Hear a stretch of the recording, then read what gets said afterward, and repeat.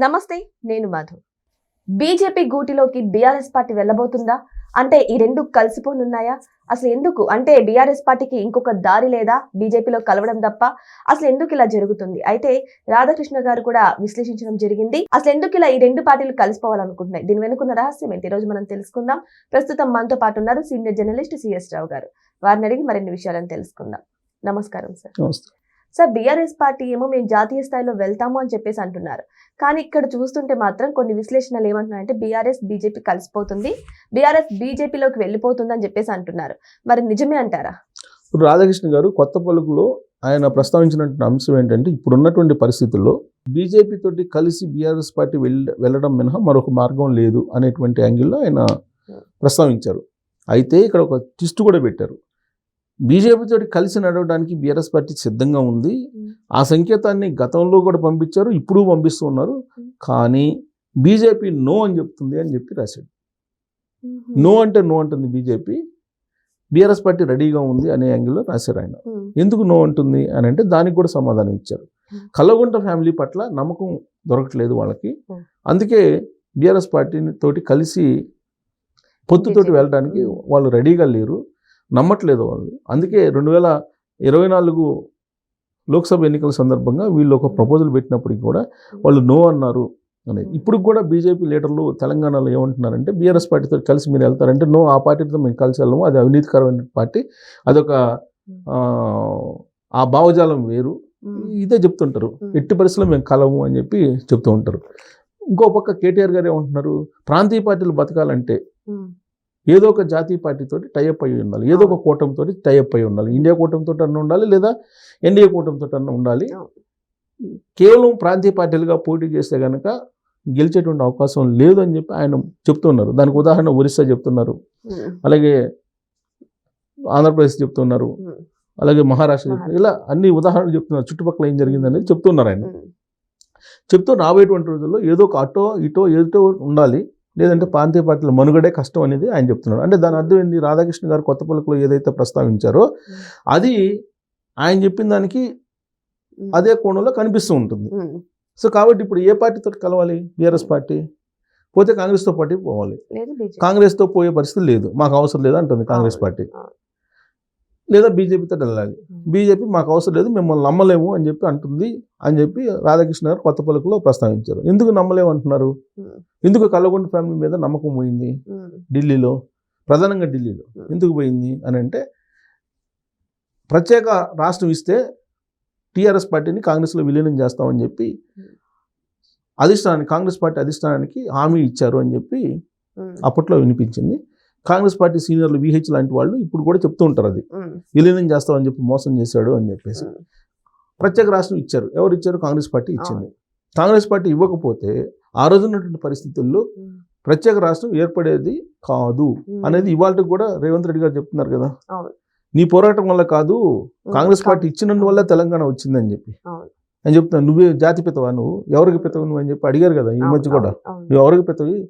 సోనియా గాంధీ గారు ఇచ్చారు కాబట్టి తెలంగాణ ఏర్పడింది, నువ్వు చేసినటువంటి దొంగ దీక్షలతో వచ్చిందా అని చెప్పి ఆయన ప్రశ్నించారు. సో కాబట్టి ఆయన ఇప్పుడు ఆ రోజు ఉన్నటువంటి పరిస్థితుల దృష్ట్యా సరే కాంగ్రెస్ పార్టీ ఏంటంటే తెలంగాణ ఆంధ్ర విడగొడితే తెలంగాణలో అటు ఆంధ్రప్రదేశ్లో 2 చోట్ల మనమే వస్తాము అనేటువంటి ఒక ఈక్వేషన్ ఏదో భ్రమల్లో ఎవరో చెప్పారు, అందుకని రాష్ట్రాన్ని విడగొట్టారని చెప్పేసి అప్పట్లో కాంగ్రెస్ అధిష్టానం మీద ఉన్నటువంటి ఒక అభిప్రాయం. ఎందుకంటే ఫస్ట్ నుంచి కూడా ఇప్పుడు ఆంధ్రప్రదేశ్ అనేది ఉమ్మడి ఆంధ్రప్రదేశ్గా ఉన్నప్పుడు ఢిల్లీ పీఠంలో ఎవరు కూర్చోవాలో నిర్దేశించేటువంటి బలం ఉండేది. కానీ విడిపోయిన తర్వాత ఏమైంది? విడిపోయిన తర్వాత మీకు ఆ రాష్ట్రం ఈ రాష్ట్రం వేరు కాబట్టి నీకు ఢిల్లీ పీఠం మీద అజమాయిషీ చేసేటువంటి పరిస్థితి రావట్లా. ఆ రోజున ఉమ్మడి ఆంధ్రప్రదేశ్లో 42 మంది ఎంపీలు ఉండేవాళ్ళు స్థానాలు. ఈ 42 మందిలో కనీసం 30-35 గెలిచేవాళ్ళు ఏదో ఒక పార్టీ. సో 30-35 ఎంపీ స్థానాలు అనేది పెద్ద సంఖ్య. ఇది ఢిల్లీలో ఎవరు ప్రధానమంత్రి కావాలో నిర్దేశించేటువంటి సంఖ్య. ఇది ఇష్టం లేక సోనియా గాంధీ గారు కాంగ్రెస్ పార్టీ రాష్ట్రాన్ని ఎడగొట్టారనేది ఇంకొక వర్షన్ కూడా అప్పుడు బయటకు వచ్చింది.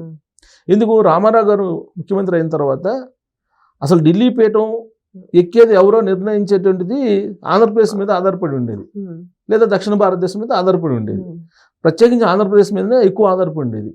ఆ మొత్తం హిస్టరీ చూసిన తర్వాత రామారావు గారు 83లో పార్టీ పెట్టినప్పటి నుంచి ఏం జరిగింది అనేది హిస్టరీ చూసిన తర్వాత తెలుగు రాష్ట్రం ఉమ్మడి ఆంధ్రప్రదేశ్ ఉమ్మడిగా ఉంటే వీళ్ళు ఎప్పటికైనా ఢిల్లీపేట మీద అజమాయిషీ చలాయిస్తారు అనేటువంటి ఉద్దేశంతో రాష్ట్రాన్ని విడగొట్టారనేది కొంతమంది రాజకీయ నాయకులు అప్పట్లో వినిపించారు, ఇప్పుడు కూడా వినిపిస్తున్నారు.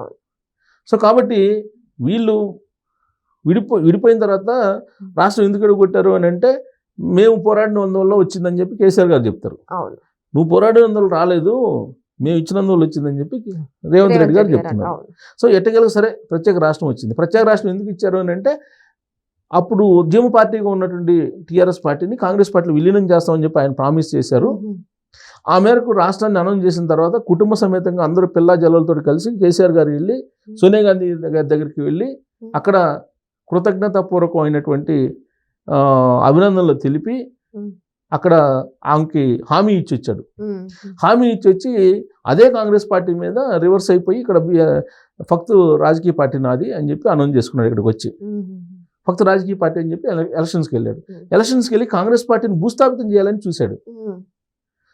ఫస్ట్ తెలుగుదేశం పార్టీని టార్గెట్ పెట్టారు. 2014 నుంచి 2018 మధ్యలో తెలుగుదేశం పార్టీని అసెంబ్లీలో లేకుండా చేశారు, విలీనం చేసుకొని. ఆ తర్వాత 2018లో రెండోసారి ముఖ్యమంత్రి అయిన తర్వాత కాంగ్రెస్ పార్టీని టార్గెట్ చేసి కాంగ్రెస్ పార్టీని విలీనం చేసుకున్నారు అసెంబ్లీలో. అంటే కాంగ్రెస్ పార్టీని కూడా లేకుండా చేశారు. ఇది కాంగ్రెస్ పార్టీకి అధిష్టానానికి అర్థమైపోయింది. అలాగే ఢిల్లీ రాజకీయ నాయకులు ఎవరైనా సరే, ఇప్పుడు ఢిల్లీలో కాంగ్రెస్ పెద్దలు ఒకరికి ఏ నాయకుడు ఎలాంటి వాళ్ళు అనేది అర్థమవుతుంది కదా. సో కాంగ్రెస్ పార్టీని ఇతను మోసం చేశారు కల్వకుంట్ల ఫ్యామిలీ. మరి బీజేపీని మోసం చేయరా అనేది బీజేపీ. అందుట్లో బీజేపీకి బీఆర్ఎస్ పార్టీకి మధ్య ఏం నడిచింది, ఫామ్ హౌస్ కూడా నడిచింది.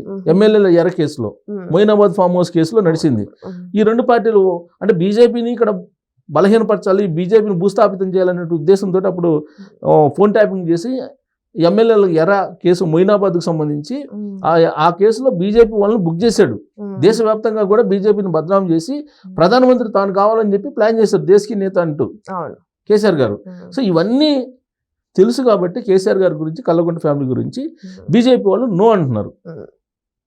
కానీ ఇప్పుడు బీజేపీ తోటి కలవకపోతే ఆ పార్టీకి భవిష్యత్తు లేదు అనేది రాధాకృష్ణ గారు తన కొత్త పలుకులో రాశారు. సో భవిష్యత్తులో ఒకవేళ కనుక బీజేపీ కనుక నో అంటే ఈ పార్టీ పరిస్థితి ఏంటి, ఈ పార్టీ అసలు మనుగడ సాగించగలదా అనేటువంటి ఒక సందేహాన్ని ఆయన కొత్త పలుకులో విశ్లేషించారు.